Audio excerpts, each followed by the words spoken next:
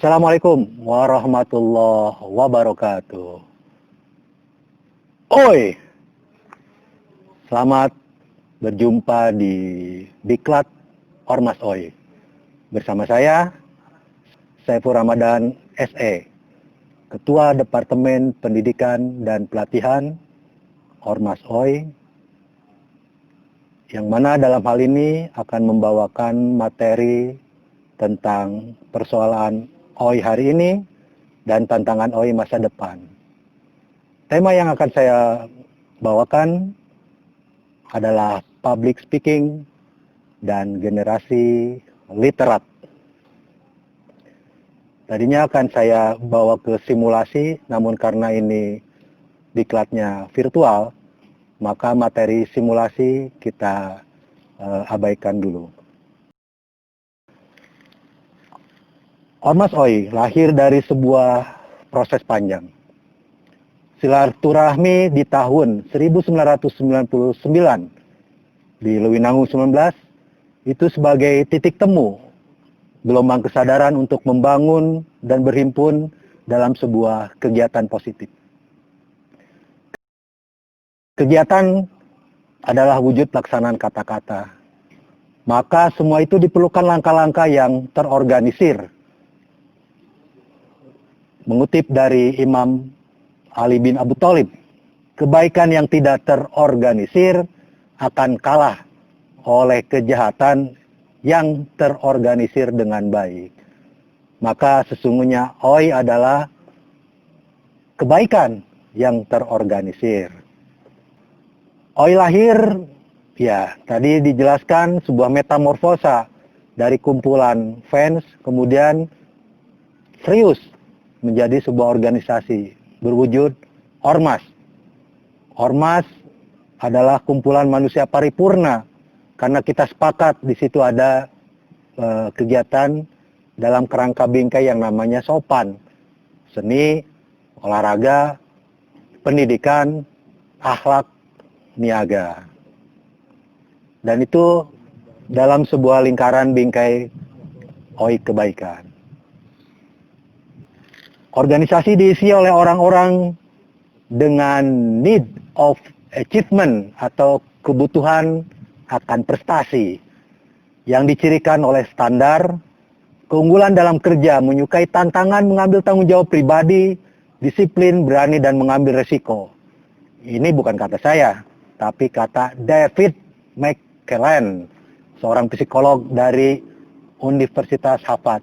Tapi saya sepakat dengan statement beliau bahwa standar kerja, tanggung jawab, tantangan, disiplin, dan berani mengambil risiko itu sesungguhnya ada pada teman-teman semua, teman-teman OI. Sebuah pertanyaan, mau milih OI dihitung atau OI diperhitungkan? Ya, kalau dihitung, itu sekedar hitungan atau masuk dalam hitungan.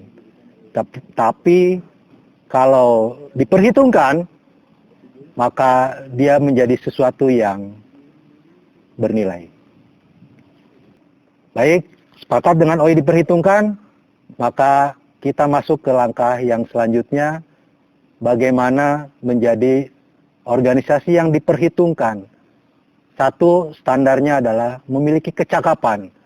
Tawaran saya bagaimana teman-teman memiliki kecakapan berkomunikasi, kecakapan melakukan lobby, kecakapan melakukan sebuah bahasa yang bisa meyakinkan orang-orang dan meyakinkan banyak orang.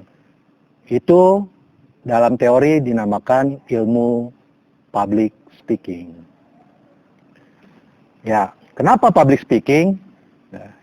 Bang Iwan menulis dalam lagunya, dia mengatakan, latihlah bibirmu agar pandai berkicau, sebab mereka sangat butuh kicau yang merdu. Iwan Fals, lagu Nak 2. Saya pertebal, mungkin butuh kursus merangkai kata untuk bicara. Itu Jamrud. Kenapa belajar bicara penting?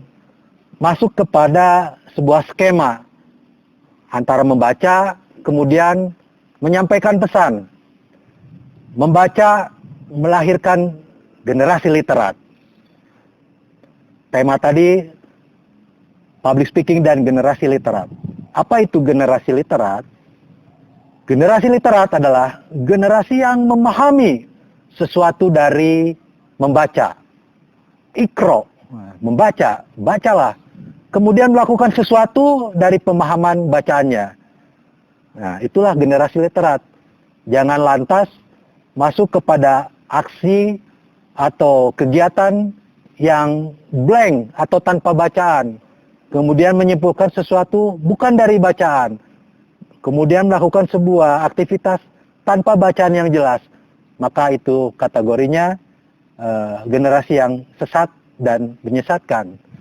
Tawaran saya, kita masuk, berhimpun menjadi generasi literat. Menyampaikan pesan, perlu sebuah komunikasi, karena itu adalah gagasan individu. Gagasan pribadi ditularkan kepada teman atau kelompok, kepada masyarakat, kepada ruang publik, dan kepada yang lebih besar, yaitu dunia, peradaban. Ya, belajar bicara. Latihlah bibirmu agar pandai berkicau. Maksud pandai berkicau artinya bukan sekedar kicauan seperti burung, omong kosong.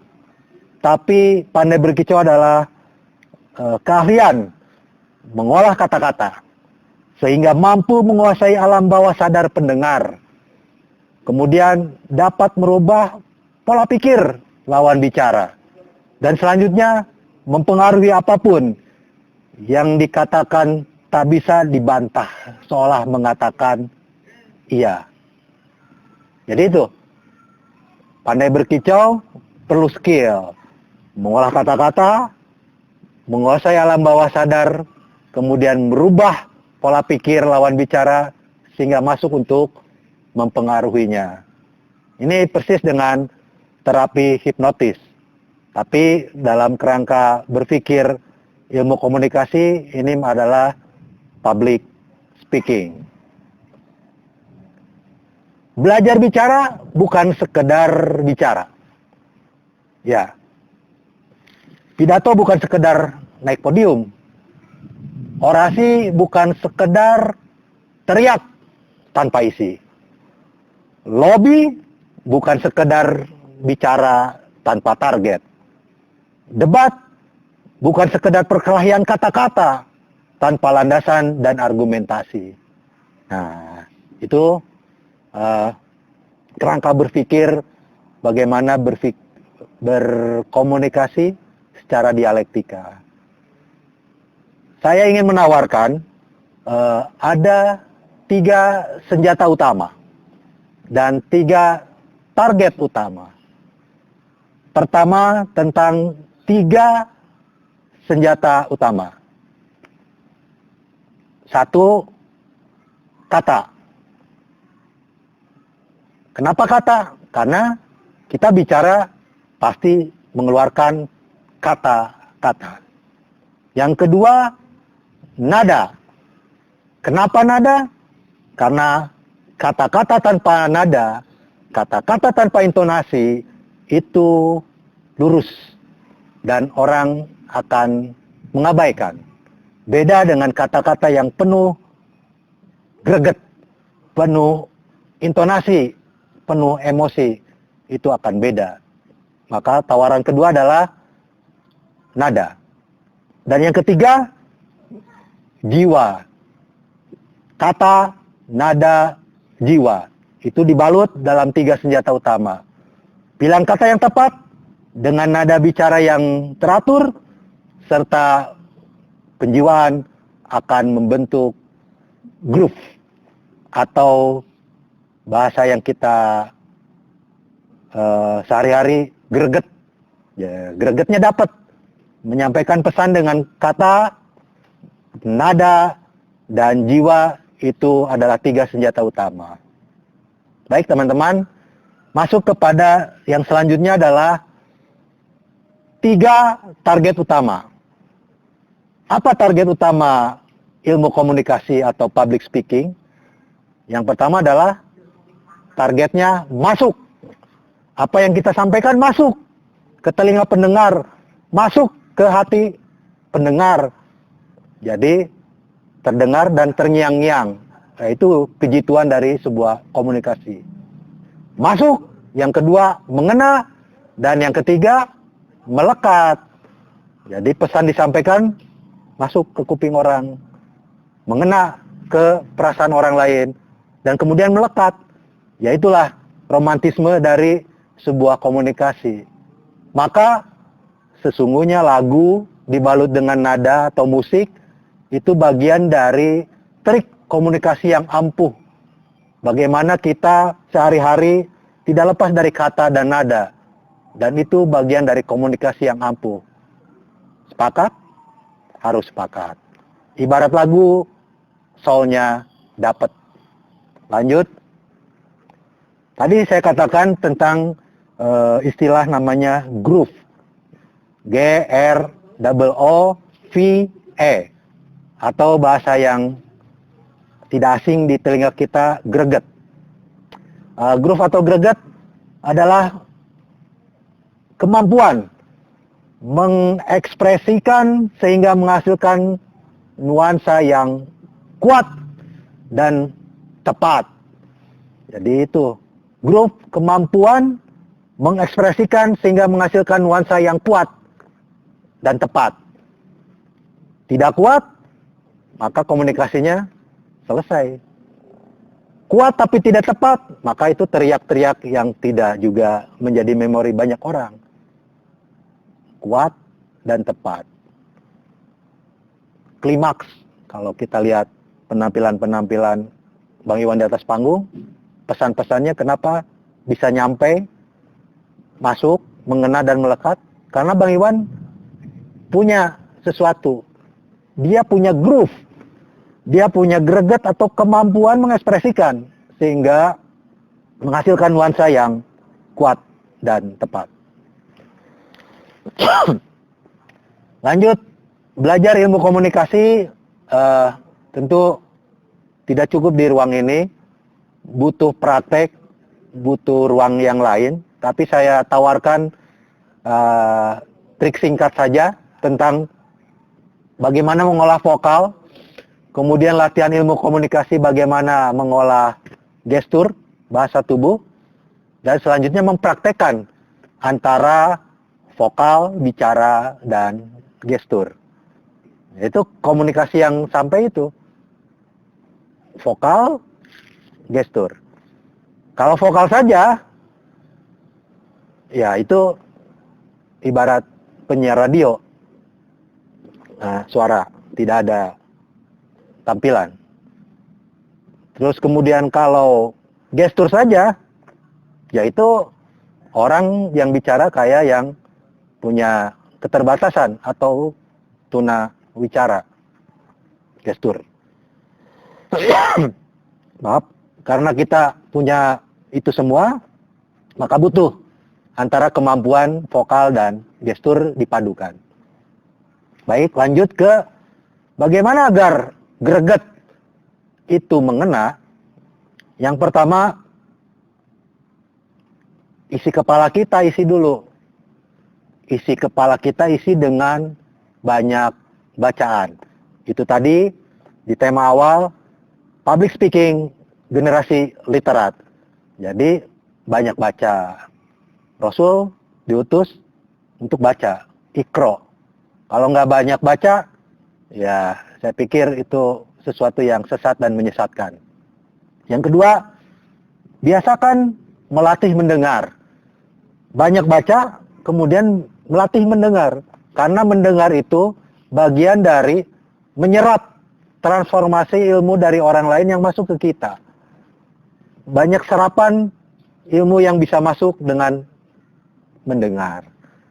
Yang ketiga, analisa lawan bicara. Bagaimana lawan bicara, kita analisa. Jangan lantas kita menyimpulkan dia diam, tidak pandai bicara. Tidak. Bisa jadi dia diam, itu pengamat yang ulung.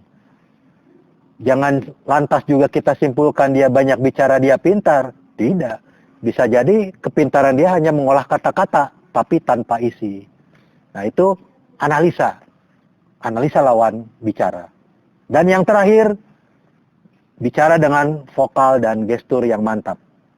Jadi tadi saya ulang, agar groove atau greget dapat, isi kepala isi dengan banyak bacaan. Jadilah generasi literat. Yang kedua, biasa melatih mendengar agar dapat menyerap ilmu dari luar. Dan yang ketiga, analisa lawan bicara. Terakhir, bicaralah dengan vokal yang mantap dan gestur yang mantap. Itu semua menjadi trik untuk Anda sukses menjadi seorang ahli komunikasi. Terima kasih. Saya Saiful Ramadan, SE, Ketua Departemen Pendidikan dan Latihan Ormas OI, menyampaikan salam OI. Assalamualaikum warahmatullahi wabarakatuh. Kamu memanggul bebanmu,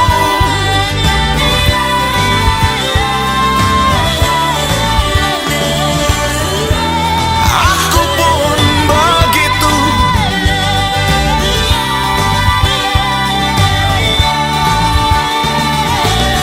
Untuk kita angkat ke atas bukit,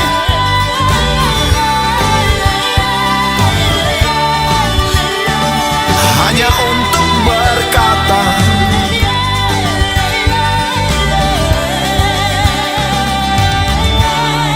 aku ada.